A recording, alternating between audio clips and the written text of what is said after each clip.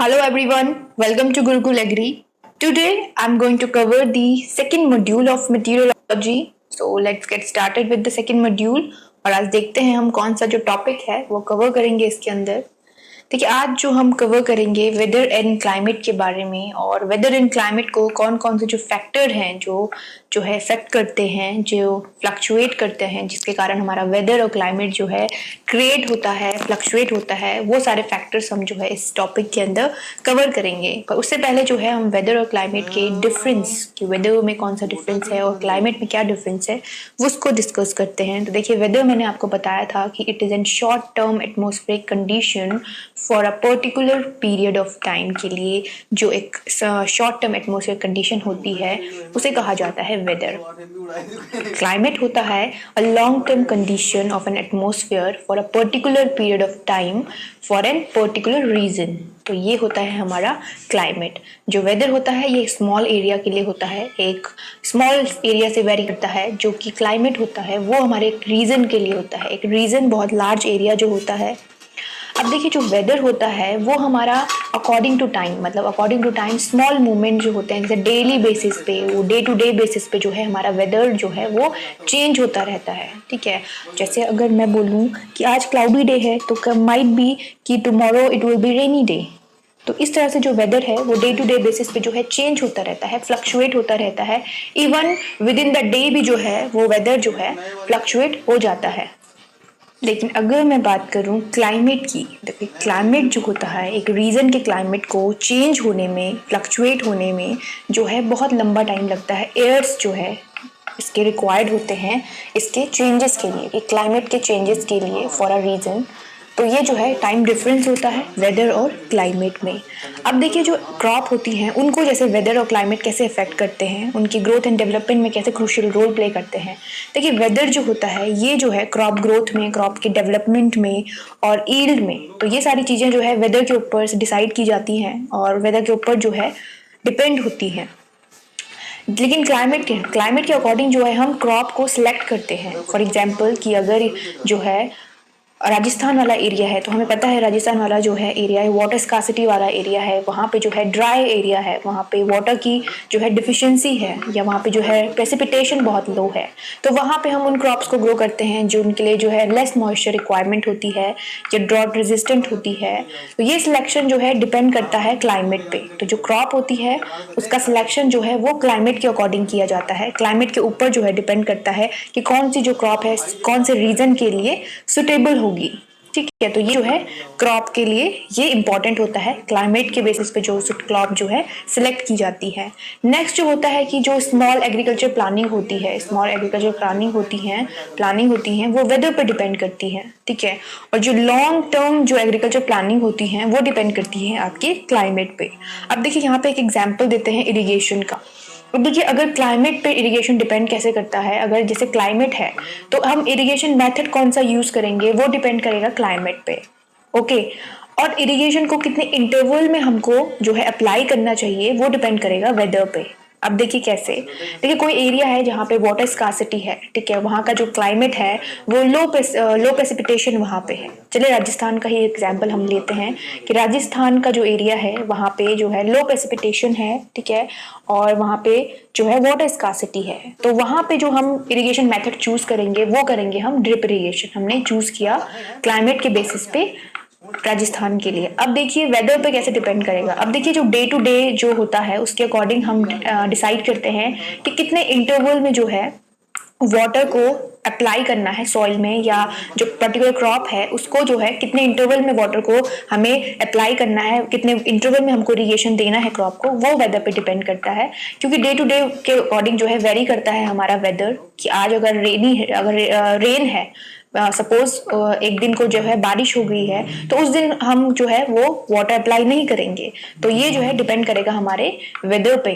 तो इस तरह से जो है इसमें डिफरेंस आता है। तो वो डिफरेंस आपको पता होना चाहिए कि वेदर और क्लाइमेट में क्या डिफरेंस है। फाइन, तो ये था हमारा वेदर और क्लाइमेट और किस तरह से जो है ये क्रॉप ग्रोथ को, क्रॉप डेवलपमेंट को, सिलेक्शन ऑफ क्रॉप को जो है इफेक्ट करता है।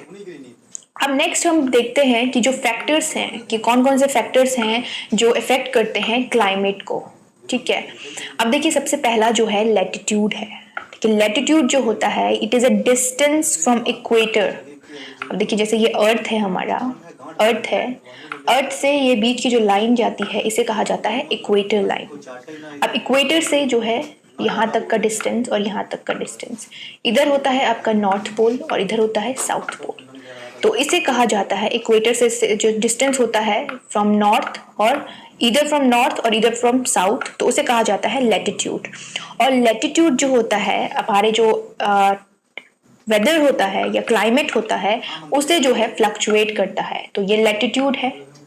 ठीक है, अब देखिए जो लैटिट्यूड होता है वो पैरेलल जो लाइंस होती हैं इस तरह से वो होती हैं अर्थ में, तो वो होती है हमारी लैटिट्यूड। और ये जो है हमारे अर्थ में क्लाइमेट को फ्लक्चुएट करने के लिए, क्लाइमेट को जो फ्लक्चुएशन होता है वो जो है इस पे डिपेंड करता है लैटिट्यूड पे। ठीक है, तो क्लाइमेट जो है लैटिट्यूड के अकॉर्डिंग क्लासिफाइड है, जैसे ट्रॉपिकल क्लाइमेट हो गया या सब ट्रॉपिकल हो गया, टेम्परेट हो गया और पोलर हो गया। पोलर देखिए ये नॉर्थ पोल और साउथ पोल, इन्हें कहा जाता है पोलर।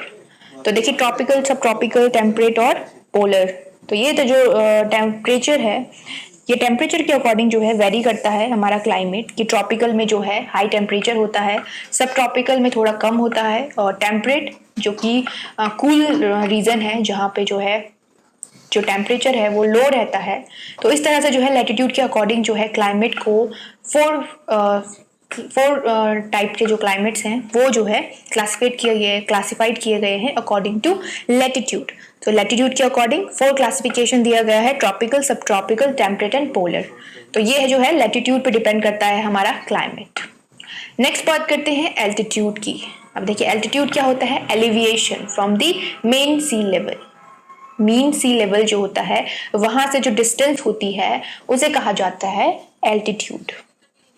अब देखिए एल्टीट्यूड जो होता है वो किस तरह से जो है क्लाइमेट में वेरिएशन लाता है। अब देखिए एल्टीट्यूड का मतलब है कि जो डिस्टेंस होती है सी लेवल से वो जब बढ़ती जाती है तो उसके साथ साथ जो टेम्परेचर है वो डिक्रीज होता जाता है। फॉर एग्जांपल अगर आप बात करें कि किसी भी रीजन में जो प्लेन वाला एरिया है, जहाँ पे माउंटेन नहीं है, प्लेन है, वहाँ पे जो टेम्परेचर होता है वो थोड़ा हाई टेम्परेचर होता है। पर जैसे जैसे आप ऊपर की तरफ जाते जाते हैं जहाँ पे माउंटेन्स हैं या जहाँ पे हाई जो टेम्परेचर है वो जो है डिक्रीज होता जाता है। ठीक है, हाई से जो टेम्परेचर है वो फिर लो टेम्परेचर होता जाता है।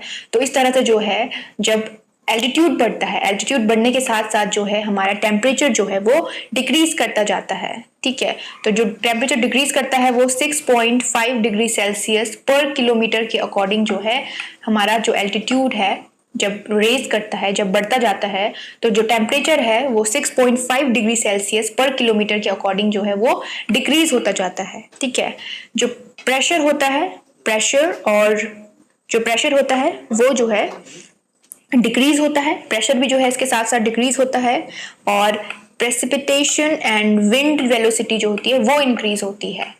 तो इस तरह से जो है एल्टीट्यूड हमारा जो है टेम्परेचर को और जो भी अदर फिनोमिना होते हैं, एटमॉस्फेरिक फिनोमिना होते हैं, उनको फ्लक्चुएट करता है। क्लाइमेट के अंदर जो फिनोमिनाज आते हैं उनको फ्लक्चुएट करता है, उन पे जो है वेरिएशंस आते हैं एल्टीट्यूड के कारण। जिस तरह से लैटिट्यूड जो है क्लासिफिकेशन हमने पढ़ा, लैटिट्यूड के अंदर जो हमारा क्लाइमेट का क्लासिफिकेशन है, उसी तरह एल्टीट्यूड भी जो है वेरी करता है अकॉर्डिंग टू जो डिस्टेंस है। जिस तरह से जो एलिवेशन है वो बढ़ता जाता है उस तरह से जो है हमारा क्लाइमेट भी जो है इसमें फ्लक्चुएट होता जाता है। ठीक है, आप देखते हैं हिली रीजन्स जो होते हैं वहाँ पे जो टेम्परेचर होता है लो होता है कंपैरिजन टू जो प्लेन्स होते हैं, फील्ड वाले जो रीजन होते हैं वहाँ पे। तो इस तरह से जो है एलिवेशन वो क्लाइमेट को फ्लक्चुएट करता है। ठीक है, और वेजिटेशन भी जो है वेरी करता है एल्टीट्यूड के अकॉर्डिंग। जो ऐसे आप वेजिटेशन में देखेंगे तो जो माउंटेन्स में जो वेजिटेशन होता है it is very dark green colour का वेजिटेशन और वेरी डेंस वेजिटेशन होता है। वही आप अगर फील्ड रीजन में, ठीक है, नीचे जो रीजन होता है वहाँ पे देखेंगे तो बहुत ही जो है ओपन वेजिटेशन वहाँ पे होता है। तो ये इस तरह से जो है वेजिटेशन में भी जो है डिफरेंस आता है एल्टीट्यूड के कारण। अब देखिए नेक्स्ट बात करते हैं प्रेसिपिटेशन की। देखिए प्रेसिपिटेशन जो होता है ये जो है क्वांटिटी और डिस्ट्रीब्यूशन जो होता है रेनफॉल का, वो जो है नेचर ऑफ वेजिटेशन को डिसाइड करता है कि किस तरह का जो नेचर है वेजिटेशन का वो होगा, वो डिपेंड करता है हमारे प्रेसिपिटेशन पे, क्वांटिटी ऑफ रेनफॉल पे। ठीक है, तो देखिए फॉर एग्जांपल कि जहाँ पे हाई रेनफॉल होता है वहाँ पे जो क्रॉप्स होती हैं वो उस तरह से जो है उस तरह से सिलेक्टेड क्रॉप्स को ग्रो किया जाता है, और जहाँ पे जो रेनफॉल है वो लो है फिर वहाँ पे जो है जो क्रॉप्स होती हैं लेस ग्रोथ पीरियड जिनका होता है उन क्रॉप्स को वहाँ पे ग्रो किया जाता है। तो इस तरह से जो है ये जो रेनफॉल है वो जो है वेरी करता है क्रॉप के सिलेक्शन के लिए, क्रॉप ग्रोथ के लिए, और वेजिटेशन का जो नेचर होता है उस पे। अब देखिए जो प्रेसिपिटेशन होता है किस तरह से, देखिए उसमें जो रीजन डिसाइड किए गए हैं क्रॉप के अकॉर्डिंग जो है क्लासिफाइड किया गया है रेनफॉल के अकॉर्डिंग। तो जो इस तरह से है कि रेनफॉल, देखिए रेनफॉल की बात करते हैं एमएम में, और क्लाइमेटिक रीजन की बात करते हैं। देखिए सबसे पहले आता है अगर एरिड की बात करें तो कि एरिड है, एरिड मतलब यहाँ पे जो है लेस प्रेसिपिटेशन होता है, अराउंड लेस देन 500 mm, 500 या 500 mm, लेस देन 500 mm का जो प्रेसिपिटेशन है इस एरिया में होता है। तो यहाँ पे जो क्रॉप ग्रो की जाती हैं उनका जो लेंथ ऑफ ग्रोइंग पीरियड होता है वो शॉर्ट होता है, और जो होती हैं वो जो क्रॉप्स होती हैं ड्रॉट प्रोन होती हैं, और जो है लेस मॉइस्चर रिक्वायरमेंट जो होती है उनके लिए होती हैं। तो इस तरह से जो है सिलेक्शन ऑफ क्रॉप किया जाता है अकॉर्डिंग टू प्रेसिपिटेशन, और जो वेजिटेशन है उसका नेचर भी जो है रेनफॉल पे डिपेंड करता है। अब देखिए जो नेक्स्ट होता है सेमी एरिड। अब देखिए सेमी एरिड में जो है थोड़ा ज्यादा प्रेसिपिटेशन यहाँ पे होता है, 500 to 700 mm का जो प्रेसिपिटेशन है वो सेमी एरिड रीजन में होता है। फिर बात करते हैं नेक्स्ट सब एरिड की। देखिए सब एरिड में जो होता है इट इज 750 to आपका 1000। ये 2017 का जो AFO का एग्ज़ाम था उसमें जो क्वेश्चन पूछा गया था रेनफॉल के रिगार्डिंग कि ह्यूमिड एरिया में जो रेनफॉल होता है वो कितना रेनफॉल होता है, तो उसका आंसर था 1000 mm या ग्रेटर देन 1000 mm। तो ये जो है इसके रिगार्डिंग क्वेश्चन पूछा जा चुका है, तो एग्ज़ाम पॉइंट ऑफ व्यू से जो है ये इम्पॉर्टेंट है, तो ये आपको पता होना चाहिए। चलिए बात करते हैं नेक्स्ट सॉइल टाइप की। देखिए सॉइल जो होती है वो बहुत सारे क्लाइमेटिक फिनोमिना से, क्लाइमेटिक एक्शन से जो है प्रोड्यूस होती है, लाइक विदरिंग ऑफ रॉक्स होती है, बहुत सारे लैंडस्केप जो फॉर्म होते हैं, या वेजिटेशन जो लॉन्ग पीरियड के लिए जो उस एरिया में होता है। तो इन सारे जो ही क्लाइमेटिक फिनोमिना है उनसे जो है सॉइल प्रोड्यूस होती है। अब देखिए जो सॉइल का कलर है, जो सॉइल का कलर है वो किस तरह से जो है क्लाइमेट के जो टेम्परेचर का इंक्रीज होता है डिक्रीज होता है उसमें किस तरह से जो है क्रूशियल रोल प्ले करता है। अब देखिए जो लाइट सॉइल्स होती हैं, लाइट कलर की जो सॉइल्स होती हैं वो जो है जो हीट होती है उसे एब्जॉर्ब नहीं करती हैं, उसे रिफ्लेक्ट कर देती हैं। ठीक है, तो वो जो है वहाँ का जो एरिया होता है जहाँ पे लाइट कलर की सॉइल्स होती हैं, तो वो एरिया का जो टेम्परेचर होता है इट इज़ लेसर हॉट होता है कंपैरिजन टू उन सॉइल्स के जहाँ पे जो है डार्क सॉइल्स या ब्लैक सॉइल्स होती हैं। वो ब्लैक सॉइल्स जो होती हैं वो ज़्यादा जो रेडिएशन होती हैं, ज़्यादा हीट जो होती है उसे एब्जॉर्ब करती हैं, उन्हें रिफ्लेक्ट नहीं करती बल्कि उन्हें एब्जॉर्ब करती हैं।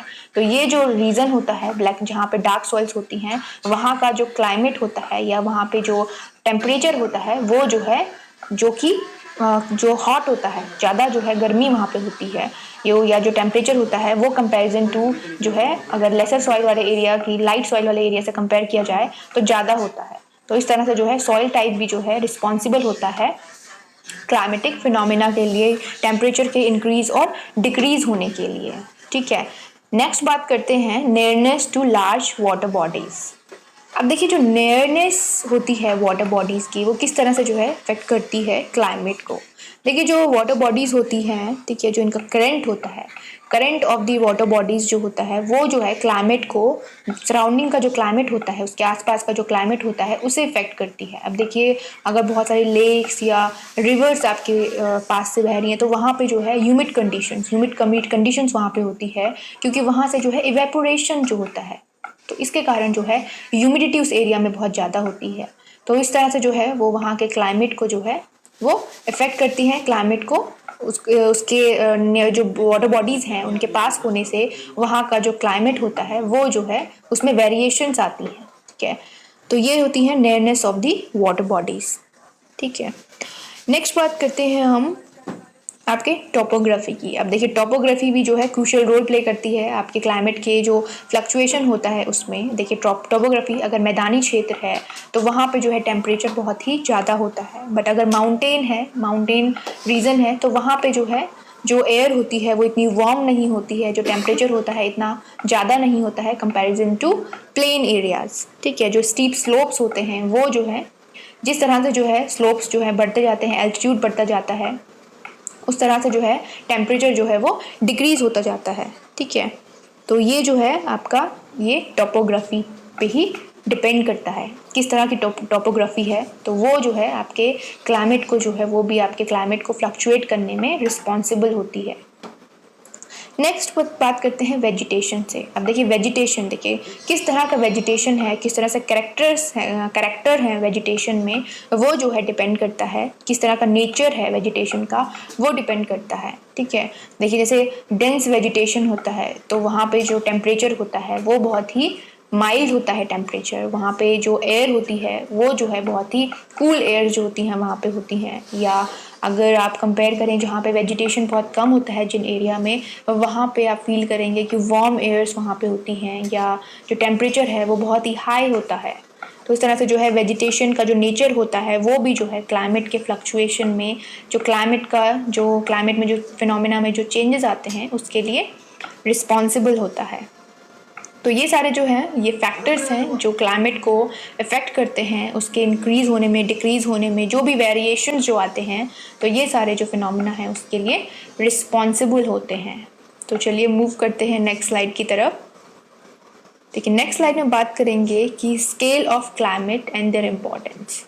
तो कौन कौन से किस तरह के जो क्लाइमेट होते हैं उनके ऊपर बात करेंगे। देखिए सबसे पहले बात करते हैं माइक्रो क्लाइमेट की।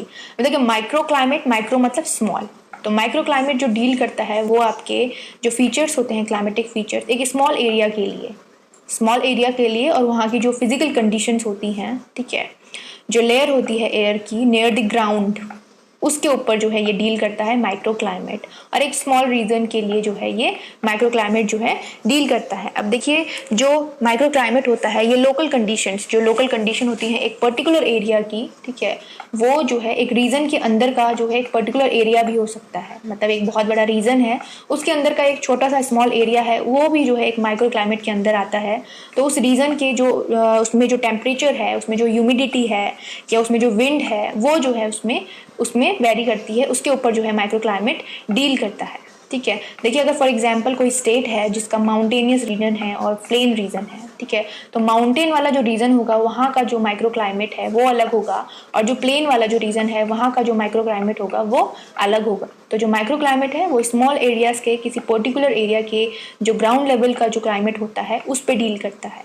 ठीक है, और ये भी जो है वेरी करता है। अगर देखिए फॉर एग्जांपल एक रीजन के दो प्लेस की हम बात करते हैं, तो एक प्लेस में जो है वेजिटेशन बहुत डेंस वेजिटेशन है, वहाँ पे जो वेजिटेशन है बहुत ही डेंस है, प्रेसिपिटेशन भी वहाँ पे जो है ठीक है, मतलब एवरेज प्रेसिपिटेशन वहाँ पे है या हाई प्रेसिपिटेशन वहाँ पे है।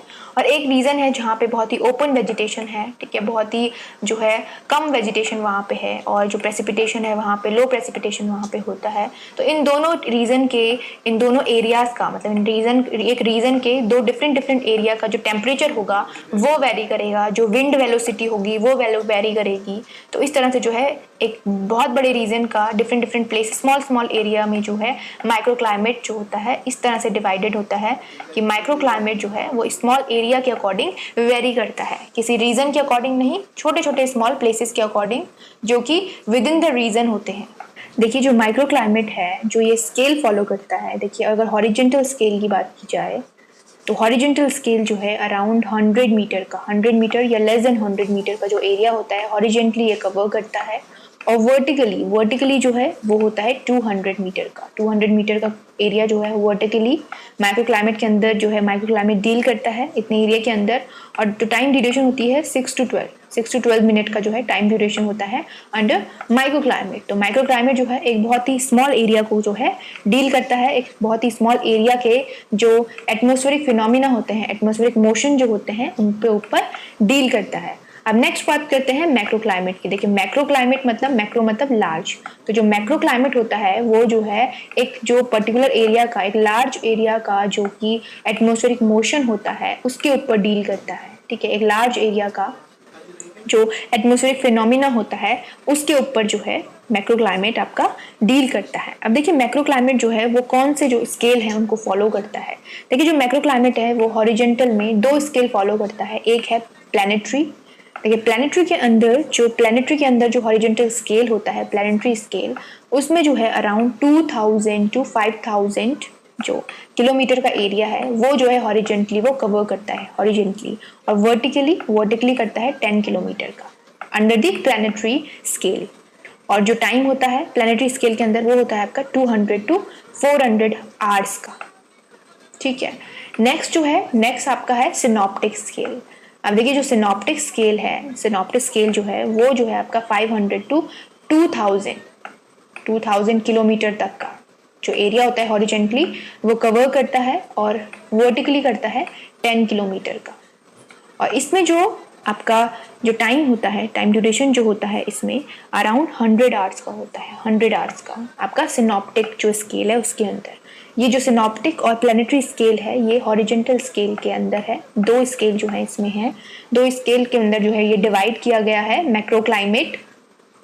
तो इस तरह से जो है मैक्रो क्लाइमेट के अंदर प्लैनेटरी स्केल और सिनॉप्टिक स्केल आते हैं। ठीक है, तो ये था आपका मैक्रो क्लाइमेट जो कि एक लार्ज एरिया के ऊपर डील करता है, लार्ज एरिया के जो क्लाइमेटिक फिनोमिना होते हैं उनके ऊपर डील करता है। नेक्स्ट बात करते हैं मीजो क्लाइमेट की। अब देखिए मीजो क्लाइमेट जो है ये इंटरमीडिएटरी है between macro climate and micro climate, मतलब इन दोनों स्केल के बीच का जो बिटवीन का जो फॉल करता है हमारा मीजो क्लाइमेट, मतलब माइक्रो एंड मैक्रो के बीच में आता है आपका मीजो क्लाइमेट। अब देखिए मीजो क्लाइमेट के अंदर जो हॉरिजेंटल स्केल जो फॉलो किया जाता है वो आपका है 1 to 100 किलोमीटर का, 1 to 100 किलोमीटर का जो एरिया होता है वो आपका जो है मीजो क्लाइमेट के अंदर आता है हॉरिजेंटल स्केल, और वर्टिकल आता है आपका 1 to 10 kilometre, 1 to 10 kilometre vertical area. और जो इसका टाइम पीरियड है, टाइम ड्यूरेशन है वो 1 to 10 आवर का है, 1 to 10 आवर। तो जो मीजो होता है इट इज़ एन इंटरमीडिएटरी, मतलब एक बीच का जो है ये है आपका मैक्रो एंड माइक्रो का। तो ये हैं आपके स्केल्स ऑफ क्लाइमेट जो हैं और उनकी जो इम्पोर्टेंस है। ठीक है, तो चलिए मूव करते हैं नेक्स्ट स्लाइड की तरफ। देखिए नेक्स्ट स्लाइड में हम बात करेंगे जो क्लाइमेट का डिफरेंट क्लासिफिकेशन है, जो डिफरेंट साइंटिस्ट के द्वारा क्लाइमेट का क्लासिफिकेशन दिया गया है उसके बारे में बात करेंगे। तो देखिए जो पहला क्लासिफिकेशन है, देखिए थॉर्नवेट ने क्लासिफाइड किया था क्लाइमेट को 1931 में, 1931 एंड 1948 में, 1931 एंड 1948 में जो है थॉर्नवर्थ ने क्लासिफाइड किया था जो कि हमारा क्लाइमेट है प्रेसिपिटेशन में, प्रेसिपिटेशन और इवेपोरेशन है, इवेपोरेशन के बेस पे जो है थॉर्नवर्थ ने हमारा जो क्लाइमेट है वो 1931 एंड 1948 में जो है क्लासिफाइड किया था। बट बाद में इस जो ये क्लासिफिकेशन है उसको जो है मॉडिफाइड किया गया माथुर के द्वारा, और फिर उसे जो है मॉइस्चर इंडेक्स उससे जो है प्रिपेयर किया गया। अब देखिए जो ये फॉर्मूला है मॉइस्चर इंडेक्स का, देखिए IM इसका मतलब होता है मॉइस्चर इंडेक्स, यहाँ पे P का मतलब है प्रेसिपिटेशन और PE का मतलब है आपका पोटेंशियल इवेपोट्रांसपिरेशन। ठीक है, पोटेंशियल इवेपोट्रांसपिरेशन। तो ये जो है फॉर्मूला है आपका मॉइस्चर इंडेक्स का। देखिए अगर आप ये फॉर्मूला याद करना चाहें तो कर सकते हैं, आपको पता होना चाहिए। एग्जाम में कुछ इस तरह से क्वेश्चन पूछे जाते हैं कि आपको फॉर्मूला दिया जा सकता है, उसके अंदर आपको पूछा जा सकता है कि P जो है किस चीज़ के लिए डिनोट करता है यहाँ पे, या जो PE है वो किस चीज़ को डिनोट करता है। तो आपको इस फॉर्मूला के अंदर जो है पता होना चाहिए कि जो इसके अंदर जो वर्ड यूज़ हुए हैं वो किस चीज़ के लिए डिनोट किए गए हैं। P फॉर जो है प्रेसिपिटेशन है और PE जो है वो पोटेंशियल इवेपोट्रांसपिरेशन के लिए यूज़ किया गया है। तो ये जो है मॉइस्चर इंडेक्स जो है इससे निकाला जाता है मॉइस्चर इंडेक्स। अब देखिए इंडेक्स की बात करते हैं यहाँ पे। देखिए जो ये इंडेक्स है मॉइस्चर इंडेक्स, जो क्वांटिटी होती है मॉइस्चर की उसके अकॉर्डिंग जो है क्लाइमेट का क्लासिफिकेशन यहाँ पे दिया गया है। देखिए अगर जो मॉइस्चर इंडेक्स में 100 का क्वांटिटी है, अगर मॉइस्चर इंडेक्स की जो 100 है, 100 से अबव है, तो वो जो क्लाइमेट होता है पर ह्यूमिड क्लाइमेट जो है उसे दिया गया है पर ह्यूमिड क्लाइमेट 100 एंड अबव। अब देखिए जो यहाँ पे क्वांटिटी है मॉइस्चर की वो जो है ज़्यादा है, तो ये जो है पर ह्यूमिड यहाँ पे दिया गया है। अब अगर बात करें नेक्स्ट की, तो नेक्स्ट है 2200। देखिए यहाँ पे जो है कम हो रहा है, तो ह्यूमिड रीजन ये है, ठीक है। तो जो मॉइस्चर की जो क्वांटिटी है वो यहाँ पे जो है कम हो रही है, 2200 आ गया है, तो ये ह्यूमिड कंडीशन यहाँ पे है, ह्यूमिड क्लाइमेट है ये। नेक्स्ट बात करते हैं 0 to 20। देखिए 0 to 20 ये है मॉइस्ट सब ह्यूमिड। नेक्स्ट जो है -33.320, -33.320 में ड्राई सब ह्यूमिड आ गया। देखिए जैसे जैसे जो है मॉइस्चर जो है वो डिक्रीज हो रहा है, उस तरह से जो है क्लाइमेट, देखिए ये ह्यूमिड था, ये ड्राई सब ह्यूमिड है, मतलब यहाँ पे जो प्रेसिपिटेशन है, जो मॉइस्चर की अवेलेबिलिटी है वो जो है कम होती जा रही है। अब देखिए यहाँ पे बात करते हैं जो मॉइस्चर इंडेक्स है -66.72 -33.3, तो ये आ गया आपका सेमी एरिड। ठीक है, सेमी एरिड में जो है लो प्रेसिपिटेशन होती है, जो रेनफॉल है वो यहाँ पे कम होता है। नेक्स्ट जो है हमारा लास्ट जो है ये है एरिड रीजन। देखिए एरिड रीजन में जो है -102 जो है आपका -66.7 का जो है एरिड जो मॉइस्चर इंडेक्स होता है एरिड रीजन के लिए वो इतना है। और एरिड रीजन में हमको पता है कि मॉइस्चर की जो है बहुत ही ज़्यादा वहाँ पे जो है डिफिशियंसी होती है सॉइल में, या वहाँ का जो क्लाइमेट होता है वो बहुत ड्राई क्लाइमेट होता है, तो बहुत ही लो प्रेसिपिटेशन जो है एरिड एरियाज़ में होता है, तो वहाँ का जो मॉइस्चर इंडेक्स है वो देखिए बहुत ही कम है।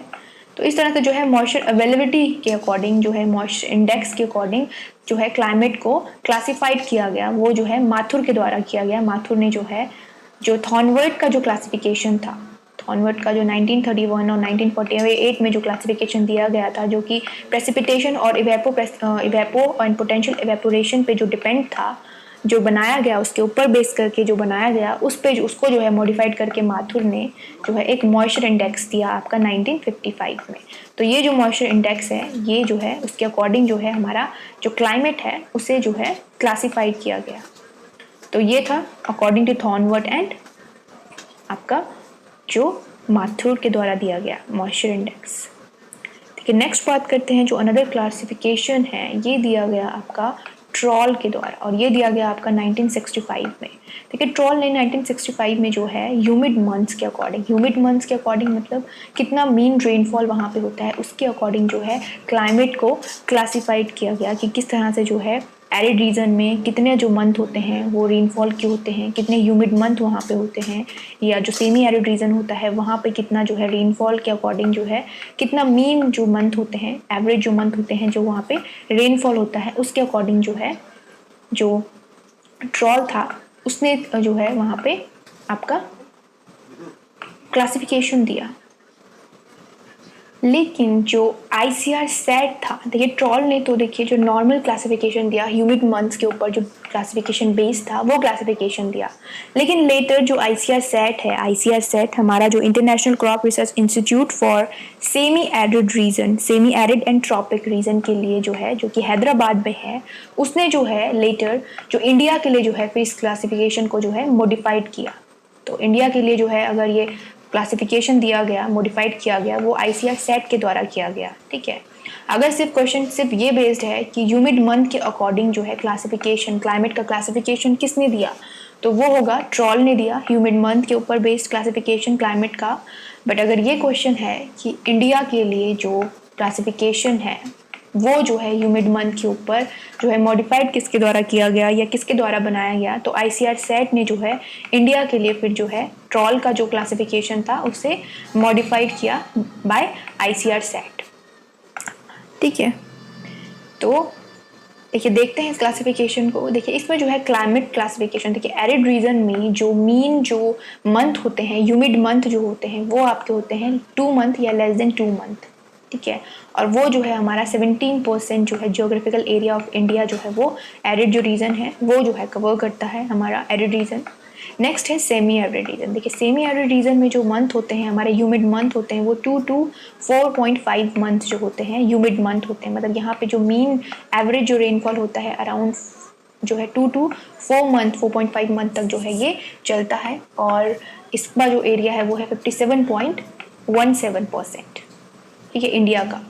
नेक्स्ट है semi arid and wet region. देखिए यहाँ पे जो रेनफॉल का अमाउंट है, मीन रेनफॉल जो है ह्यूमिड मंथ जो यहाँ पे हैं वो है हमारे 4.5 to 7 which is 12.31%। Next one is humid. देखिए ह्यूमिड में जो मंथ आते हैं वो है हमारे 7 और ग्रेटर देन 7, इसका जो है वो है 1.10% एरिया। अब देखिए यहाँ पे क्वेश्चन जो है ये नहीं पूछा जाएगा आपको कितना परसेंट आता है, इतना डीप नहीं पूछा जाएगा, बट इजी क्वेश्चन जो पूछे जाते हैं उन्हीं में ही जो है हमें कन्फ्यूज़न होता है।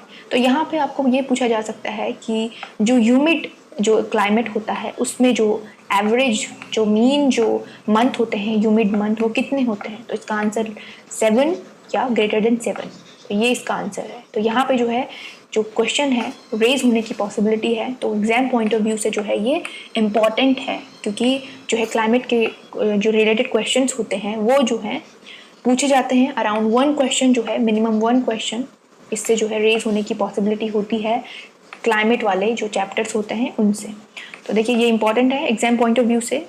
तो ये था हमारा जो क्लासिफिकेशन था अकॉर्डिंग टू ट्रॉल, जो कि ह्यूमिड मंथ पे बेस्ड था, और बाद में लेटर जो है ये मॉडिफाइड किया गया बाय जो इंटरनेशनल सेंटर है हमारा international crop research institute for semi arid and tropics, जो कि है हैदराबाद में, ठीक है, हैदराबाद में।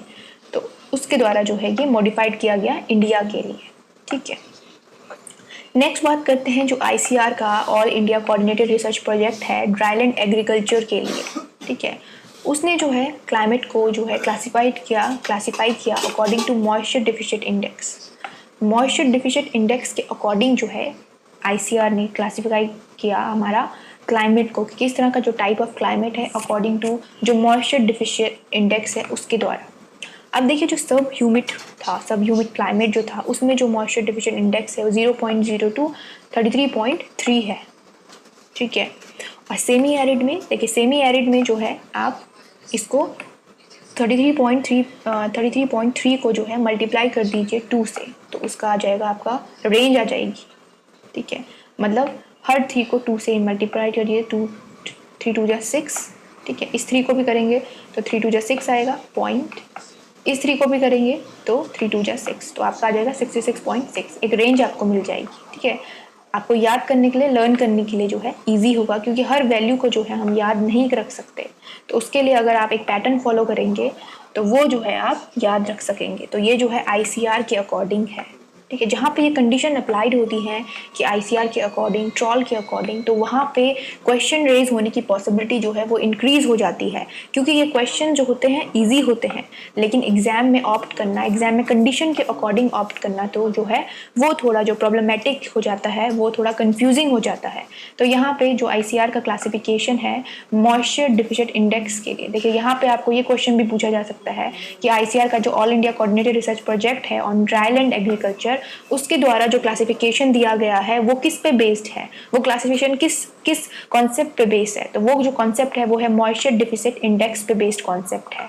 उसके अकॉर्डिंग जो सब ह्यूमिड का जो मॉइस्चर डिफिशिएंट इंडेक्स है वो होता है 0.02 33.3, ठीक है। और अगर सेमी एरिड का लगाएं तो सेमी एरिड का होगा आपका -33.32, आपका -66.6, और एरिड का होगा आपका जो कि ग्रेटर देन -66.6 या अप टू -66.6। तो इसको जो है आप एक पैटर्न में याद रखिए। तो इसके जो इम्पोर्टेंट पॉइंट हैं उनको आप ध्यान में रखिए, जो चाहे वो थॉर्नवुड के जो द्वारा दिया क्लासिफिकेशन है, या माथुर ने दिया है, और या फिर आपका ट्रॉल ने दिया है। Let me just tell you one another important thing about moisture deficient index। देखिए moisture deficient index को कैलकुलेट कैसे किया जाता है। देखिए moisture deficient index का जो फॉर्मूला होता है, देखिए P minus PET upon PET into 100। अब देखिए इसमें जो P होता है ये एनुअल रेनफॉल होता है सेंटीमीटर में, एनुअल रेनफॉल मतलब एनुअल प्रेसिपिटेशन जिसे कहते हैं, और जो PET होता है it is an potential evapotranspiration. तो जो ये दो चीज़ होती हैं इनके अकॉर्डिंग जो है आपका मॉइस्चर डिफिशिएंट इंडेक्स जो है वो कैलकुलेट किया जाता है, ठीक है। P minus PET upon potential evapotranspiration into 100। तो ये जो है इसका फॉर्मूला होता है इसे कैलकुलेट करने का। तो ये फॉर्मूला आप ध्यान में रखिए, इसमें जो इन्वॉल्व हैं, जो एलिमेंट इसमें इन्वॉल्व हैं, प्रेसिपिटेशन एंड पोटेंशियल इवेपोट्रांसपिरेशन, वो जो है कौन से टर्म को डिनोट करते हैं वो आपको पता होना चाहिए। तो चलिए मूव करते हैं नेक्स्ट स्लाइड की तरफ। चलिए नेक्स्ट बात करते हैं वेदर एलिमेंट्स जो कि इन्फ्लुएंस करते हैं डिफरेंट क्रॉप्स को, किस तरह से इन्फ्लुएंस करते हैं और कौन कौन से जो वेदर एलिमेंट्स हैं जो कि क्रॉप ग्रोथ को या क्रॉप्स को जो है इन्फ्लुएंस करते हैं, उनके बारे में डिस्कस करेंगे। लेकिन सबसे पहले बात करते हैं इंसुलेशन की। Now what is insulation? देखिए, इंसुलेशन होता है कि अमाउंट ऑफ सोलर एनर्जी जो है एक पर्टिकुलर एरिया में जो है कितने अमाउंट की सोलर एनर्जी जो है वो रीच कर रही है, पहुंच रही है उस पर्टिकुलर एरिया में, उसे कहा जाता है इंसुलेशन। अब देखिए, जो सोलर एनर्जी है अराउंड 99% जो सोलर एनर्जी है वो बायोस्फीयर में जो है सन से आती है, ठीक है।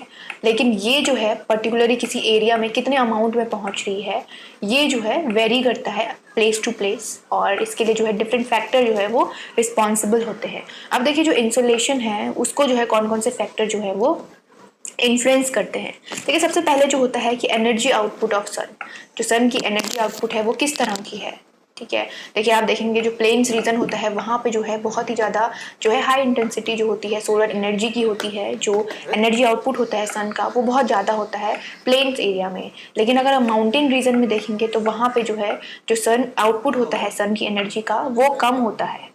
तो इस तरह से जो है एनर्जी होती है आउटपुट, जो एनर्जी है आउटपुट का वो जो है इन्फ्लुएंस करता है आपके इंसुलेशन को। नेक्स्ट जो है डिस्टेंस, मतलब अर्थ से जो डिस्टेंस है सन का वो भी इन्फ्लुएंस करता है आपका insulation. And transparency of atmosphere, atmosphere में जो ट्रांसपेरेंसी है मतलब वो भी जो है आपका इन्फ्लुएंस करती है इंसुलेशन को। जो अमाउंट ऑफ एनर्जी है वो रीच जो है एटमॉस्फेयर से ही होके जो है अर्थ सरफेस तक पहुंचती है। तो एटमॉस्फेयर की जो ट्रांसपेरेंसी है वो भी जो है इसमें डिपेंड करती है आपके इंसुलेशन के लिए, मतलब कितना अमाउंट ऑफ जो सोलर एनर्जी है वो रीच कर पाएगा एक एरिया में, उसके ऊपर उस फैक्टर के ऊपर वो डिपेंड करती है। और जो ड्यूरेशन है, ड्यूरेशन ऑफ डे सनलाइट, वो भी जो है एक इन्फ्लुएंसिंग फैक्टर होता है इंसुलेशन के लिए। बाकी जो है सारे फैक्टर जो मैंने आपको बताए। And one another is angle. देखिए, एंगल जो होता है सनरेज का स्ट्राइक करने का जो एंगल होता है अर्थ सरफेस को, तो वो भी जो है आपका इंसुलेशन के लिए, अमाउंट ऑफ सोलर एनर्जी के लिए जो है रिस्पॉन्सिबल होता है। तो ये था आपका इंसुलेशन। नेक्स्ट बात करते हैं ट्रांसफर ऑफ हीट। ठीक है, हीट जो होता है ये जो है हीट जो है डिग्री ऑफ इंटेंसिटी होती है टेम्परेचर की। तो इसके लिए जो है किस तरह से जो है ये ट्रांसफ़र होती है, इसके लिए मीडियम जो है कंडक्शन, कन्वेक्शन एंड रेडिएशन। अब देखिए, जो कंडक्शन होता है ये होता है transfer of heat through one matter to another, ठीक है। तो ये जो है एक सब्सटेंस से दूसरे सब्सटेंस तक जो है हीट का जो ट्रेवल होता है, जो ट्रांसफ़र होती है, वो जो है कंडक्शन कहा जाता है उसके लिए, ठीक है। देखिए, फॉर एग्जांपल आपने आयरन रॉड देखी होगी। आयरन रॉड अगर एक एंड से जो है ये हीट को जो है ट्रेवल करती है और दूसरे एंड तक जो है ये गर्म हो जाता है। अगर आप आयरन रॉड को गर्म कर रहे हैं, थोड़ी देर बाद आप फील करेंगे आपके हाथ में भी जो है आपको जो गर्माहट आपको जो है वो फील होती है, तो वो जो है कंडक्शन होता है उसका। आयरन रॉड जो है मैं आपको एग्जांपल दे रही हूँ कि कंडक्शन में इस तरह से जो है हीट जो है ट्रांसफ़र होती है from one area to another area, मतलब for one substance to another end तक जो है इस तरह से जो है हीट जो है वो मूवमेंट करती है। तो ये होता है आपका कंडक्शन। ये नेक्स्ट बात करते हैं कन्वेक्शन की। ये कन्वेक्शन में जो हीट होती है, heat is transferred by the movement of heated fluid. जो हीटेड फ्लूइड होता है उसके द्वारा जो है हीट जो है ट्रांसफ़र होती है। फॉर एग्जांपल कि वाटर जो है बॉयल किया जाता है एक बीकर के अंदर, जैसे वाटर बॉयल होता है तो उसमें जिस तरह से हीट जो है ट्रांसफ़र होती है, तो वो जो है एग्जाम्पल है एयर, ठीक है। तो कन्वेक्शन के अंदर जो है जो वेदर फिनोमिना होते हैं, वेदर रिलेटेड जो प्रोसेस होती हैं, एंड इस कन्वेक्शन के अंदर जो है वो इन्वॉल्व होती है। तो कन्वेक्शन में जो हीट होती है वो जो है ट्रांसफर्ड होती है थ्रू दी मूवमेंट और दी हीटेड फ्लूइड या एयर जो होती है हीटेड एयर, तो दैट इज़ कन्वेक्शन। नेक्स्ट बात करते हैं रेडिएशन की। देखिए, रेडिएशन जो होती है इसमें जो एनर्जी ट्रांसफ़र होती है एक बॉडी से अनदर में without any ad of the material matter. किसी मीडियम के बिना, कोई भी मीडियम के बिना जो है यहाँ पे जो है रेडिएशन में जो है एनर्जी ट्रांसफ़र होती है, ठीक है। तो यहाँ पे जो है कोई भी मीडियम जो है यहाँ पे नहीं होता है रेडिएशन में। जिस तरह से देखिए कंडक्शन में जो है one matter to another matter जो है जो एनर्जी होती है, हीट जो है वो ट्रांसफ़र होती है। कन्वेक्शन में भी एयर और फ्लूइड जो है एक मीडियम जो है इसमें यूज़ होता है, लेकिन रेडिएशन में बिना किसी मीडियम के, बिना किसी मटेरियल के जो है जो एनर्जी होती है वो जो है आपकी ट्रांसफ़र होती है वन बॉडी टू अनदर। तो ये था आपका रेडिएशन। ये है जो हीट होती है किस तरह से जो है ट्रांसफ़र होती है, तो जो है कंडक्शन, कन्वेक्शन और रेडिएशन, इन तीन तरीक़ों से जो है आप जो हीट होती है वो ट्रांसफ़र होती है। ठीक है, नेक्स्ट है solar radiation. Now what is solar radiation? देखिए, सोलर रेडिएशन होता है the flux of radiant energy from the sun is known as solar radiation. Now what is flux? देखिए, फ्लक्स होता है force of energy. Force of energy को कहा जाता है फ्लक्स। और ये जो फ्लक्स ऑफ रेडिएंट एनर्जी होती है जो सन से रिलीज होती है उसे जो है सोलर रेडिएशन कहा जाता है। अब देखिए, सबसे पहले रेडिएशन ऑफ फ्लक्स क्या होता है?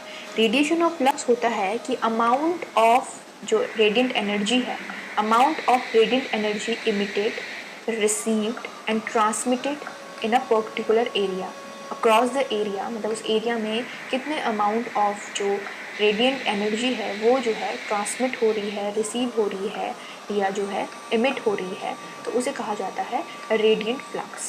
तो वो है आपका radiant flux. Now what is radiant flux density? देखिए, रेडिएंट फ्लक्स डेंसिटी में जो है जो हमारा रेडिएंट फ्लक्स होता है उससे जो है डिवाइड किया जाता है हमारी जो रेडिएशन होता है जो ट्रांसमिट हो रहा है उस एरिया में, जो रेडिएशन ट्रांसमिट हो रहा है उस एरिया में उसे डिवाइड किया जाता है रेडिएंट फ्लक्स से। तो हमारी जो है रेडिएंट फ्लक्स डेंसिटी जो है वो निकल के आती है। तो रेडिएंट फ्लक्स डेंसिटी जो है हमारी, it is divided by the radiant flux, क्या, the amount of radiation transmitted across the area divided by the radiant flux. तो ये हमारा जो है रेडिएंट फ्लक्स डेंसिटी वहाँ पे आ जाती है इस तरह से। ठीक है, रेडिएंट फ्लक्स से डिवाइड करके जो ओवरऑल जो रेडिएशन ट्रांसमिट हो रहा है अक्रॉस दैट एरिया, तो वो जो है हमारा रेडिएंट फ्लक्स डेंसिटी कहलाती है। नेक्स्ट जो है इमिशन पावर। देखिए, इमिशन पावर होता है कि कितना जो इमिशन है एनर्जी का, रेडिएशन का जो इमिशन है कितना उस पर्टिकुलर एरिया में हो रहा है। ठीक है, जो रेडिएंट फ्लक्स डेंसिटी है, ठीक है, वो कितना इमिट हो रही है उस सोर्स से उस पर्टिकुलर एरिया में, उसे कहा जाता है इमिशन पावर। तो ये है आपका सोलर रेडिएशन, जिसमें radiation flux density and emission power. ये देखिए, तीनों ही एक दूसरे से कनेक्टेड हैं। रेडिएशन फ्लक्स जो है वो जो है एक अमाउंट होता है रेडिएशन का जो इमिट, रिसीव और ट्रांसमिट होता है। अब flux density, radiant flux density को किस तरह से निकाला जाता है कि उसमें जो है आपका जो ट्रांसमिट होने वाला जो रेडिएशन है उसको डिवाइड किया जाता है रेडिएंट फ्लक्स से, तो आपकी डेंसिटी निकल के आती है। अब इमिशन पावर क्या होता है? इमिशन पावर वो होता है जिसमें जो है कितना अमाउंट ऑफ रेडिएंट जो फ्लक्स डेंसिटी है वो सोर्स से जो है जो इमिट हो रही है उसे कहा जाता है आपका इमिशन पावर। तो ये था आपका सोलर रेडिएशन। चलिए मूव करते हैं नेक्स्ट स्लाइड की तरफ। So here is the next slide, और नेक्स्ट स्लाइड में बात करते हैं स्पेक्ट्रम ऑफ रेडिएशन की। देखिए, स्पेक्ट्रम ऑफ रेडिएशन में सबसे पहले बात करते हैं अल्ट्रा बैंडविड्थ की। देखिए, अल्ट्रा में आता है cosmic rays, gamma rays and X rays and ultraviolet rays. देखिए, ये जो रेज होती हैं ये शॉर्टर वेवलेंथ की रेज होती हैं और केमिकली एक्टिव होती हैं। देखिए, ये जो अल्ट्रा बैंडविड्थ की जो रेज होती हैं ये अगर फिल्टर्ड होके जो है अर्थ में ना आए, फिल्टर्ड होनी ज़रूरी है। फिल्टर्ड होके अगर अर्थ में नहीं आती तो ये जो लिविंग बीइंग होते हैं अर्थ में या अर्थ के एटमॉस्फेयर के लिए जो है ये बहुत ही हार्मफुल होती है। स्पेसिफिकली जो अल्ट्रा वायलेट रेज होती हैं ये जो है बहुत हार्मफुल होती हैं। ओजोन लेयर जो है अल्ट्रा वायलेट रेज को जो है फिल्टर करके अर्थ में, अर्थ सर्विस तक पहुंचाती है। तो ये जो ओजोन लेयर है प्रोटेक्टिव लेयर होती है एटमॉस्फेयर की हमारी, जो यूवी रेज को जो है फिल्टर करके जो है अर्थ तक आने देती है। जिनकी वेवलेंथ की बात की जाए तो जो कॉस्मिक रेज होती है इनकी वेवलेंथ होती है अराउंड लेस देन और अप टू 0.005 माइक्रोन। जो गामा रेज होती हैं ये होती हैं अराउंड 0.005 टू 0.20 का इनका वेवलेंथ होता है, और अल्ट्रा वायलेट का, यूवी रेज का होता है आपका 0.20 टू 0.39। तो यूवी रेज का जो है इंपॉर्टेंट है, इसको आप याद कर लीजिएगा, 0.20 टू 0.39। तो ये इंपॉर्टेंट है यूवी रेज का, क्योंकि अल्ट्रा वायलेट रेज के रिगार्डिंग जो क्वेश्चंस होते हैं वो जो है यूजुअली पूछे जाते हैं। और ये जो है इम्पॉर्टेंट भी है। तो अल्ट्रावायलेट रेज का वेवलेंथ आपको पता होना चाहिए कि माइक्रोन में जो है 0.20 टू 0.39 का वेवलेंथ होता है। अब बात करते हैं विजिबल स्पेक्ट्रम की। जो विजिबल स्पेक्ट्रम होता है इसमें सबसे पहले है वायलेट रेज। देखिए जो वायलेट कलर होता है वो जो होता है 0.39 टू 0.42 की वेवलेंथ में होता है। विजिबल मतलब ये विजिबल होता है, विजिबल वेवलेंथ है ये, जो कि जो है लाइट, ठीक है, लाइट इसेंशियल लाइट के लिए होती हैं, जो वो ऑल प्लांट्स के लिए जो है उनके उनके जो प्लांट का फिनोमिना होता है, फोटोसिंथेसिस हो गया, जो भी लाइट इंटेंसिटी हो गई, ये सारे जो है विजिबल स्पेक्ट्रम के अंदर आते हैं और ये बहुत ही इंपॉर्टेंट होता है क्रॉप ग्रोथ के लिए। ठीक है, तो वायलेट जो होता है 0.39 टू 0.42 का वेवलेंथ होता है वायलेट का। देखिए ये पूरा यहाँ से चले आ रहा है अल्ट्रावायलेट रेज का 0.39, तो वहीं से जो है वायलेट का स्टार्ट हुआ 0.39 टू 0.42। नेक्स्ट ब्लू का 0.42 टू आपका 0.49। नेक्स्ट है ग्रीन 0.49 टू 0.54। देखिए येलो का है 0.54 टू 0.59। देन ऑरेंज का है 0.59 टू 0.65। देन आता है आपका रेड। देखिए रेड का है 0.65 टू 0.76 का वेवलेंथ है रेड का। देखिए इस तरह से जो होता है विजिबल स्पेक्ट्रम जो है आपका, उसके अंदर जो है ये सारी जो लाइट्स हैं ये आती हैं, ठीक है, और ये जो है प्लांट के ऑल पार्ट्स में जो है ये वो जो है इन्फ्लुएंस करती हैं। ये जो विजिबल स्पेक्ट्रम जो लाइट होती है ये प्लांट के हर एक पार्ट को जो है वो इफेक्ट करती है या हर एक पार्ट के लिए जो है नेसेसरी होती है, ठीक है। पुअर लाइट जो होती है वो क्रॉप ग्रोथ को बहुत ही ज़्यादा इफेक्ट करती है। तो इस तरह से जो है ये विजिबल जो स्पेक्ट्रम है इम्पॉर्टेंट है क्रॉप ग्रोथ के लिए। नेक्स्ट बात करते हैं इंफ्रारेड की। देखिए इंफ्रारेड जो है इसका जो वेवलेंथ होता है ये अराउंड जो होता है आपका ग्रेटर देन और अप टू 0.76 होता है, जो कि थर्मल एनर्जी के लिए, प्लांट की थर्मल एनर्जी का सोर्स होता है। तो थर्मल एनर्जी जो है रिक्वायर्ड होती है क्रॉप ग्रोथ के लिए, तो प्लांट की थर्मल एनर्जी का सोर्स है आपका इंफ्रारेड स्पेक्ट्रम जो है, जो कि अप टू 0.76 और ग्रेटर देन 0.76 माइक्रोन तक का जो वेवलेंथ होता है उसमें पाया जाता है आपका इंफ्रारेड स्पेक्ट्रम। बैंडविड्थ जो होती है इंफ्रारेड जो बैंडविड्थ होती है, और ये जो है इसेंशियल है प्लांट के लिए। तो ये था आपका स्पेक्ट्रम ऑफ रेडिएशन। चलिए मूव करते हैं नेक्स्ट स्लाइड की तरफ। तो now we will discuss about the solar radiation and crop plants. मतलब सोलर रेडिएशन का जो डिफरेंट जो फैक्टर्स हैं वो क्रॉप ग्रोथ को किस तरह से जो है इन्फ्लुएंस करते हैं। देखिए सबसे पहले बात करते हैं शॉर्टर देन विजिबल रेंज। देखिए विजिबल रेंज से शॉर्टर जो रेंज होती है उसके बारे में बात करते हैं। देखिए ये जो रेंज है ये जो है इसमें जो है इसके जो डेट्रीमेंटल इफेक्ट होते हैं प्लांट में, डेट्रीमेंटल इफेक्ट होते हैं शॉर्टर देन विजिबल रेंज के। और ये जो है इसमें जो है एटमॉस्फेयर जो है एक्ट एज अ रेगुलेटर। इस रेडिएशन के लिए, शॉर्टर वेवलेंथ के रेडिएशन के लिए जो एटमॉस्फेयर होता है वो एज अ रेगुलेटर वर्क करता है इन रेडिएशंस के लिए। और none of the cosmic rays, जो कॉस्मिक रेज होती हैं आपकी गामा रेज, एक्स रेज होती हैं, ये जो है अर्थ तक रीच नहीं कर पाती हैं इस सेगमेंट की जो ये रेज होती हैं। और जो यूवी रेज होती हैं, वो बहुत ही लो होती हैं जो अर्थ तक पहुंचती हैं, और वो जो है प्लांट के लिए टॉलरेटेबल होती हैं। तो ये थी आपकी shorter than visible range. Next जो है हायर देन विजिबल लेंथ। जो विजिबल रेंज है, जो विजिबल स्पेक्ट्रम है, उससे हायर जो रेंज है ये जो होती है इन्हें रेफर करते हैं IR रेडिएशन, ठीक है, इंफ्रारेड रेडिएशन। तो ये जो होती है इनका थर्मल इफेक्ट होता है प्लांट में, और ये जो है प्लांट को हार्म नहीं करती हैं। Even they actually supplies the thermal energy to the plant and environment के लिए थर्मल एनर्जी को ये जो है सप्लाई करती हैं higher than the visual wavelength की जो रेडिएशंस होती हैं। अब नेक्स्ट बात करेंगे हम विजिबल रेडिएशन की। देखिए विजिबल रेडिएशन जो होता है ये जो है यूवी रेज और IR के बीच का रेडिएशन होता है। मतलब इंफ्रारेड और यूवी रेज के बीच का जो रेडिएशन होता है उसे कहा जाता है आपका विजिबल स्पेक्ट्रम जो है। मतलब लाइट इसमें होती है, light quality, light duration, light intensity जो है इस रेंज के अंदर आती है विजिबल स्पेक्ट्रम के अंदर। तो ये जो है प्लांट को बहुत हद तक जो है इन्फ्लुएंस करती है, क्योंकि लाइट जो है, लाइट की इंटेंसिटी, लाइट का ड्यूरेशन प्लांट ग्रोथ के लिए बहुत ही ज़्यादा जो है मैटर करता है। तो विजुअल स्पेक्ट्रम के अंदर जो है हमारा लाइट जो है एक इम्पॉर्टेंट फैक्टर जो कि प्लांट ग्रोथ के लिए इम्पॉर्टेंट है, वो जो आता है विजुअल स्पेक्ट्रम के अंदर आता है। ठीक है, तो इसमें जो है आपकी स्टेबिलिटी जो प्लांट की होती है, लेंथ होती है, स्ट्रेंथ होती है, वो सारी जो है लाइट पे डिपेंड करती है। तो पुअर लाइट अगर है तो जो प्लांट है उसकी ग्रोथ जो होती है हिंडर हो जाती है, उसमें फ्लावरिंग का प्रॉब्लम, फ्रूट सेट का प्रॉब्लम जो है वो कॉज होता है। तो ये है आपका विजुअल लेंथ में जो लाइट्स होती हैं वो जो है इम्पोर्टेंट रोल जो है प्ले करती हैं। अब देखिए बहुत सारे जो प्लांट्स होते हैं उनकी क्रिटिकल स्टेज होती है प्लांट ग्रोथ की लाइट के लिए। ठीक है, कि कौन जो एक स्टेज आती है जिस टाइम पे उनको जो लाइट इंटेंसिटी होती है वो जो है उनको एक प्रॉपर अमाउंट में चाहिए होती है, एक यूनिफॉर्म अमाउंट में जो है रिक्वायर्ड होती है।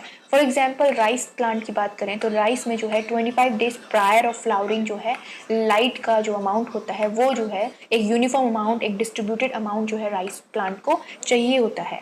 बार्ले में जो है फ्लावरिंग के टाइम पे जो है light intensity, quality of light जो है, ड्यूरेशन ऑफ जो लाइट है वो एक यूनिफॉर्म अमाउंट में अवेलेबल होना चाहिए।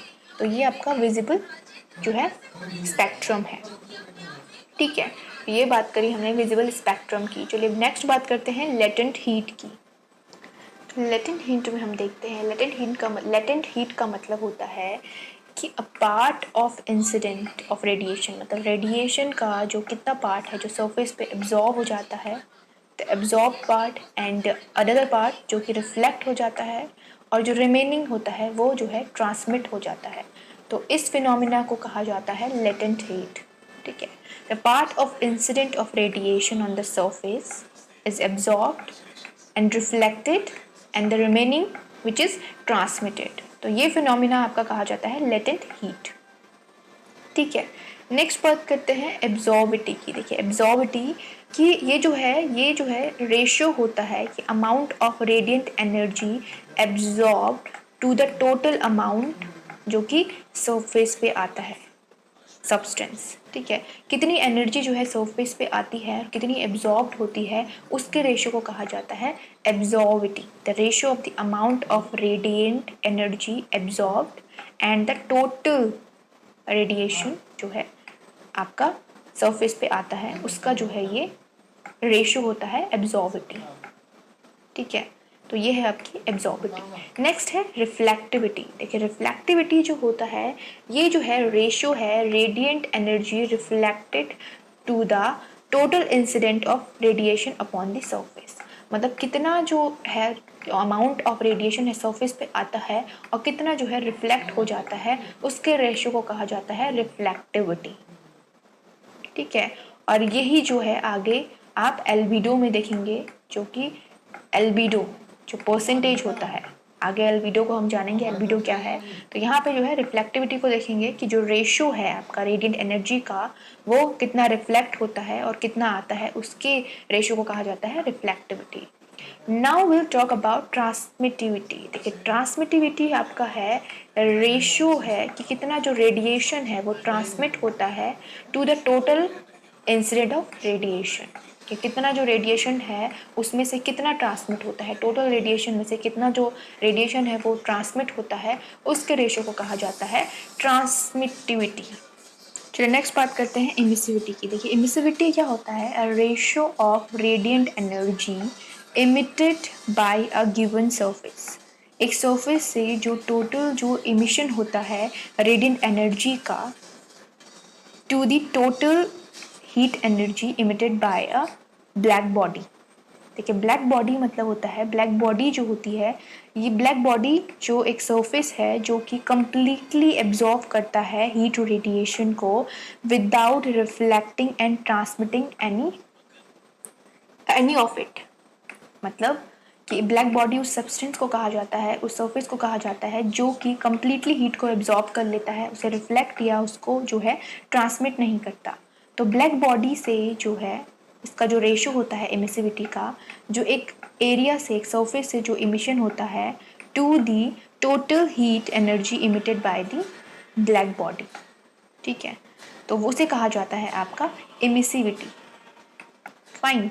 नेक्स्ट बात करते हैं ब्लैक बॉडी रेडिएशन। देखिए black body radiation, black body मैंने आपको बताया, ब्लैक बॉडी जो कि कंप्लीटली एब्जॉर्ब कर देती है हीट रेडिएशन को, ठीक है, जो भी हीट रेडिएशन सरफेस पे पड़ता है उसे कंप्लीटली जो है एब्जॉर्ब कर देती है without reflecting it and transmitting of any of it. तो इसमें से कोई सा भी जो हीट है उसे ट्रांसमिट या जो है रिफ्लेक्ट नहीं करती है, तो उसे कहा जाता है ब्लैक बॉडी रेडिएशन।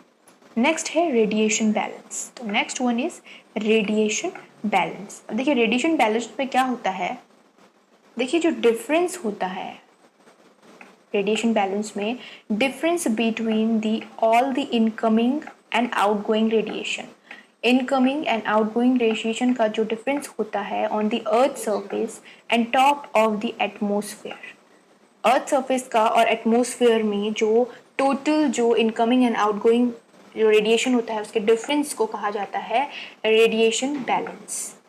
तो जो है ये जो है रेडिएशन का बैलेंस होता है difference of incoming and outgoing radiation at the earth surface and top of the atmosphere.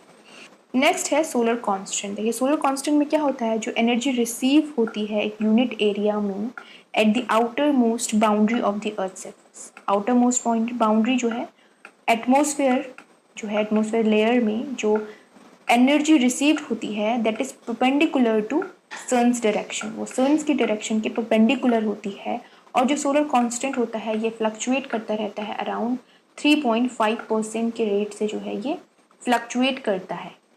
अब नेक्स्ट बात करते हैं एल्बिडो की। देखिए एल्बिडो जो होता है it is in percentage of the reflected radiation to the incident of total radiation. ये कितना रेडिएशन जो है वो कितनी एनर्जी जो है अर्थ सरफेस पे पड़ती है और कितनी रिफ्लेक्ट हो जाती है उसके उसके रेशियो के परसेंटेज जो होता है उसे कहा जाता है एल्बिडो।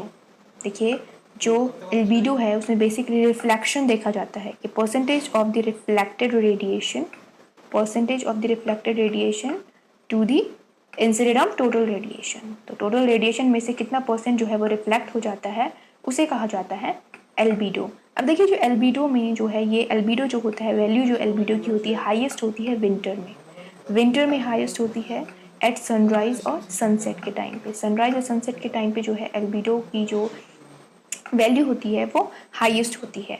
और बेसिकली अगर वैल्यू जो हाई है अगर इंडिकेट करता है एल्बिडो, अगर जो वैल्यू है वो हाई करता है, हाई इंडिकेट करता है, तो इसका मतलब जो है जो रेडिएशन है वो जो है रिफ्लेक्ट हो रहा है रेदर देन एब्जॉर्प्शन, मतलब जो रेडिएशन है वो रिफ्लेक्शन उसका जो है ज़्यादा हो रहा है देन एब्जॉर्प्शन, एब्जॉर्ब नहीं हो रहा है रिफ्लेक्ट हो रहा है। देखिए डिफरेंट डिफरेंट जो सरफेस होते हैं उनका डिफरेंट डिफरेंट एल्बिडो होता है। अगर मैं प्योर वाटर की बात करूँ तो 5 to 20% जो है इसका एल्बिडो होता है। वेजिटेशन का जो है वो होता है 10 to 40%, ठीक है 10 to 40%। और सॉइल का आपका 15 to 50% होता है। और अर्थ का अगर मैं एल्बिडो बताऊँ आपको तो अर्थ का होता है आपका 34 to 43% एल्बिडो होता है। और जो है बाकी जो है आपका क्लाउड्स का होता है 55%। तो इस तरह से जो है एल्बिडो का जो परसेंट है, जो रिफ्लेक्शन है, जो रेट ऑफ रिफ्लेक्शन है, जो अमाउंट ऑफ रिफ्लेक्शन है वो जो है वेरी करता है अकॉर्डिंग टू सरफेस। देखिए अब जो एल्बिडो होता है वो डिफरेंट डिफरेंट जो फैक्टर होते हैं उस पर डिपेंड करता है। देखिए सीजन पे डिपेंड करता है, टाइम ऑफ डे पे डिपेंड करता है, या जो क्रॉप की एज होती है उस पर डिपेंड करता है एल्बिडो कितना परसेंट जो है वो जो रेडिएशन है वो रिफ्लेक्ट हो रहा है। उसके लिए जो है डिफरेंट डिफरेंट सरफेस और डिफरेंट डिफरेंट टाइम के अकॉर्डिंग जो है वो वेरी करता है, या कितना परसेंट जो ग्राउंड कवर है वो है उसके अकॉर्डिंग भी जो है ये वेरी करता है। कलर ऑफ फोलिएज उसके अकॉर्डिंग भी जो है ये एल्बिडो जो है वो वेरी करता है। नेक्स्ट बात करते हैं आपके आउटगोइंग लॉन्ग वेव रेडिएशन की। देखिए जो आउटगोइंग लॉन्ग वेव रेडिएशन जो होता है ये जो होता है कि जो after being heated, solar radiation से जो हीट होती है उसके बाद जो अर्थ में जो रेडिएशन का सोर्स क्रिएट होता है वो जो होता है आउटगोइंग वेव रेडिएशन उसे कहा जाता है। मतलब इसका मतलब है कि जब सोलर एनर्जी अर्थ सरफेस पे आती है उसके बाद जो अर्थ है it become the source of radiation, जो अर्थ है वो क्या है एक सोर्स ऑफ रेडिएशन जो है वो बन जाती है, तो उसे कहा जाता है आपका आउटगोइंग लॉन्ग वेव रेडिएशन। जो एवरेज टेम्परेचर होता है अर्थ का वो होता है 12 degree Celsius which is 285 in kelvin. तो अर्थ का एवरेज टेम्परेचर होता है 12 डिग्री सेल्सियस। देखिए आउटगोइंग लॉन्ग वेव रेडिएशन का मतलब है कि अर्थ जो है हीट होने के बाद जो है एक सोर्स हो जाती है रेडिएशन का। ठीक है, इसमें देखिए 90% जो आउटगोइंग रेडिएशन है वो जो है एटमॉस्फेयर के द्वारा जो है एब्जॉर्ब कर लिया जाता है। तो आउटगोइंग लॉन्ग वेव रेडिएशन के अंदर जो है वो जो अर्थ है वो एक सोर्स बन जाता है रेडिएशन का। तो ये था आपका आउटगोइंग वेव रेडिएशन। मूव करते हैं नेक्स्ट स्लाइड की तरफ। देखिए नेक्स्ट स्लाइड में हम बात करेंगे वेवलेंथ की, जो कि प्लांट में किस तरह का जो है इफेक्ट जो है वेवलेंथ का पड़ता है उसकी बात करेंगे। और यहाँ पे जो वेवलेंथ है ये नैनोमीटर में है। पहले जो मैंने आपको वेवलेंथ बताई थी वो जो है माइक्रोन में थी, जो मेजरमेंट था माइक्रोन में था, ये जो है वो नैनोमीटर में है।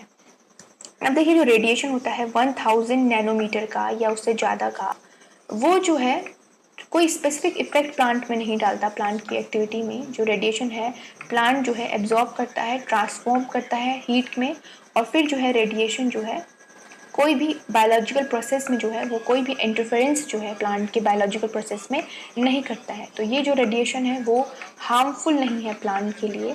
It is there is no certain effect on the plant. कोई भी सर्टेन इफेक्ट जो है प्लांट में इसका नहीं पड़ता है रेडिएशन का। प्लांट जो है इसे एब्जॉर्ब करके जो है हीट में ट्रांसफॉर्म करता है और इसका जो है अपने ग्रोथ एंड डेवलपमेंट में इसका यूज़ करता है। नेक्स्ट है 1000 टू 720 नैनोमीटर का जो रेडिएशन होता है, इस बैंड का जो रेडिएशन होता है ये जो है प्लांट के इलोंगेशन एक्टिविटी में हेल्पफुल होता है। प्लांट की जो इलोंगेशन एक्टिविटी होती है और जो फार रेड रीजन होता है 700 टू 920 नैनोमीटर का, ठीक है, इसका जो है बहुत इंपॉर्टेंट रोल होता है फोटोपीरियोडिज्म में। फोटोपीरियोडिज्म में जो कि लाइट का ड्यूरेशन होता है जर्मिनेशन ऑफ सीड के लिए, ठीक है, जर्मिनेशन ऑफ सीड के लिए और फ्लावरिंग के लिए जो है कलर ऑफ फ्रूट के लिए। तो ये जो रेडिएशन है, जो इस वेवलेंथ का रेडिएशन है वो बहुत इंपॉर्टेंट है प्लांट के लिए, उसके सीड जर्मिनेशन के लिए, उसके जो है फोटोपीरियोडिज्म के लिए। फोटोपीरियोडिज्म जो इंटेंसिटी ऑफ लाइट होती है, क्वालिटी ऑफ लाइट होती है, टाइम ड्यूरेशन होता है लाइट का, तो वो जो है फोटोपीरियोडिज्म के अंदर आता है। तो वो फोटोपीरियोडिज्म जो है वेवलेंथ आपका 700 टू 920 नैनोमीटर के अंदर, तो ये जो है इम्पॉर्टेंट है। नेक्स्ट जो आता है आपका 720 टू 510 नैनोमीटर का जो वेवलेंथ है, ये जो है स्पेशल रीजन जो है स्ट्रांगली लाइट जो है एब्जॉर्ब करता है क्लोरोफिल के लिए। तो it generates strong photosynthetic and photoperiodic activity. तो ये जो वेवलेंथ होता है क्लोरोफिल के लिए, मतलब फोटोसिंथेसिस के लिए जो है ये इम्पॉर्टेंट वेवलेंथ है, जिसमें क्लोरोफिल फॉर्मेशन और जो है लाइट फोटोपीरियोडिक एक्टिविटी जो होती है और फोटोसिंथेटिक एक्टिविटी जो होती है स्ट्रांगली जो है इस वाली वेवलेंथ में जो है वो हेल्ड होती हैं और इम्पॉर्टेंट होती है। नेक्स्ट है 610 टू 510 का जो वेवलेंथ होता है नैनोमीटर का, जिसमें ग्रीन और येलो रीजन, ठीक है, ग्रीन और येलो रीजन में जो एब्जॉर्प्शन होता है स्पेक्ट्रल रीजन का, इसमें लो फोटोसिंथेटिक एक्टिविटी होती है। फोटोसिंथेटिक एक्टिविटी जो होती है इसमें लो होती है और जो इफेक्टिवनेस होती है वो जो होती है वीक फॉर्मेटिव एक्टिविटी होती है। ठीक है, ये जो है बहुत ही माइल्ड सा इफेक्ट जो है फोटोसिंथेटिक एक्टिविटी पे डालता है, जो 610 टू 510 का जो नैनोमीटर का वेवलेंथ होता है। स्पेसिफिकली ये वाला जो वेवलेंथ होता है 720 टू 510 नैनोमीटर का, ये जो है फोटोसिंथेटिक सिंथेसाइजेशन के लिए, फोटोसिंथेटिक एक्टिविटी के लिए और फोटोपीरियोडिज्म एक्टिविटी के लिए स्ट्रांगली जो है एक क्रूशियल रोल प्ले करता है। नेक्स्ट मैं बात करती हूँ 510 टू 400 नैनोमीटर का जो वेवलेंथ है, ये जो है क्लोरोफिल के लिए और येलो पिगमेंट अब्जॉर्प्शन के लिए जो है ये जो है स्ट्रॉन्गेस्ट क्लोरोफिल जो होता है येलो पिगमेंट, उसके ऊपर जो है ये इफेक्ट करता है स्ट्रांगली। और ब्लू और वॉयलेट रेंज जो है इस वाले स्पेक्ट्रम के अंदर आती हैं, जो कि फोटोसिंथेटिक एक्टिविटी के लिए जो है वेरी स्ट्रॉन्ग वे में जो है ये वर्क करता है।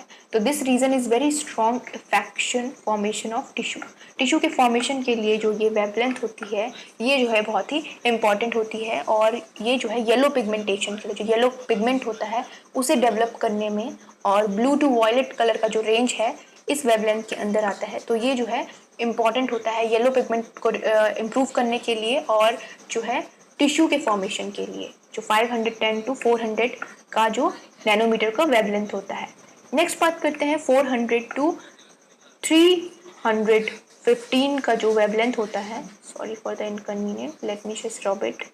हाँ जी, तो ये जो है आपका 400 to 315 नैनोमीटर का जो वेवलेंथ है, ये रेडिएशन जो होता है प्रोड्यूस करता है फॉर्मेटिव इफेक्ट्स को प्रोड्यूस करता है एंड ड्वार्फिंग इफेक्ट, जो प्लांट में ड्वार्फिंग इफेक्ट आते हैं और थिकनिंग इफेक्ट जो प्लांट की लीव्स में आते हैं ड्यू टू दिस वेवलेंथ आते हैं। मतलब ये वेवलेंथ जो है प्लांट के डेवलपमेंट के लिए जो है ये रेडिएशन जो है हार्मफुल है, क्योंकि प्लांट में ड्वार्फिंग इफेक्ट अगर आ रहा है या थिकनिंग इफेक्ट जो है प्लांट लीफ में, तो not good for the plant.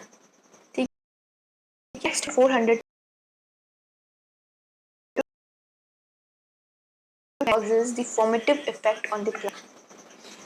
formative effect क्या होता है? ड्वार्फिंग इफेक्ट हो गया और थिकनिंग ऑफ द लीव्स हो गई। थिकनिंग मतलब लेदरी जो लीव्स हो जाती हैं, जो लीव्स होती हैं उसकी थिकनेस जो है वो बढ़ जाती है, तो वो जो है ये सारी जो चीज़ें होती हैं इसके अंदर जो है ये कॉज होती है 400 to 315 नैनोमीटर का जो वेवलेंथ होता है। नेक्स्ट है 315 to 280 नैनोमीटर का जो रेडिएशन होता है, जो वेवलेंथ होती है, इसमें जो रेडिएशन होता है वो जो है detrimental effect most of the plant के लिए कॉज करता है, मतलब हार्मफुल इफेक्ट जो है वो कॉज करता है ये वाला जो वेवलेंथ होता है। Next one is less than 280। लेकिन लेस देन 280 का जो वेवलेंथ होता है इट इज़ वेरी लिथल, मतलब लिथल बहुत ही हार्मफुल होता है मोस्ट ऑफ द प्लांट्स के लिए, मोस्ट ऑफ द क्रॉप जो होती हैं उनके लिए। और ये जो है यूवी रेंज वाली बैंड जो होती है, यूवी रेंज वाली जो वेवलेंथ होती है उसका जो ये वेवलेंथ का जो ये नैनोमीटर का जो वेव होता है, that's why it is harmful. और जेमिसाइडल जो है, जेमिसाइडल इफेक्ट जो है ये प्लांट के लिए कॉज करता है। तो ये जो है यूवी रेज प्लांट के लिए, हाई इंटेंसिटी की यूवी रेज जो होती हैं वो जो है हार्मफुल होती हैं प्लांट के लिए। और ये जो है शॉर्ट वेवलेंथ जो होती हैं, तो ये जो है आपके प्लांट ग्रोथ के लिए, क्रॉप ग्रोथ के लिए बहुत ही हार्मफुल होती हैं। नेक्स्ट बात करते हैं, देखिए नेक्स्ट बताते हैं कि यहाँ पे जो इम्पोर्टेंट वेवलेंथ है, देखिए जो ये जिसमें क्लोरोफिल फॉर्मेशन हो रहा है, ठीक है, आपका पिगमेंटेशन हो रहा है, फोटोपेरियोडिज्म जिस वेवलेंथ में हो रहा है, जो स्ट्रॉन्गली क्लोरोफिल फॉर्मेशन कर रही है, वो सारी वेवलेंथ जो है आपको ध्यान में रखने वाली हैं, वो इम्पॉर्टेंट है। ठीक है, तो इन वेवलेंथ्स को जो है आप ध्यान में रखिए, कौन से वेवलेंथ में जो है जर्मिनेशन जो है, जर्मिनेशन ऑफ द सीड के लिए इम्पॉर्टेंट है, कौन सी जो है आपकी क्लोरोफिल के लिए, क्लोरोफिल फॉर्मेशन के लिए, येलो पिगमेंट फॉर्मेशन के लिए जो है इम्पॉर्टेंट है। तो ये चीज़ें जो है ध्यान में रखिए। तो चलिए यहाँ पे जो टॉपिक है हमारा आज का, वेदर एंड क्लाइमेट, और जो फैक्टर्स थे क्लाइमेट को इन्फ्लुएंस करने वाले और जो सारे रेडिएशंस हमने डिस्कस करे, तो इस टॉपिक के अंदर ये जो है यहाँ पे फिनिश होता है। I hope you guys will understand it as well. तो चलिए नेक्स्ट टॉपिक हम बहुत जल्द डिस्कस करेंगे। तो here is the Gmail address divya@gurukulagri.com। अगर आपको कोई भी क्वेरी है रिगार्डिंग एनी टॉपिक, आप मुझे यहाँ पे कांटेक्ट कर सकते हैं। You can mail me here और I will resolve your query, जो भी टॉपिक के रिगार्डिंग क्वेरी होगी। तो चलिए मिलते हैं नेक्स्ट टॉपिक में। You guys keep studying and keep working hard. Thank you so much.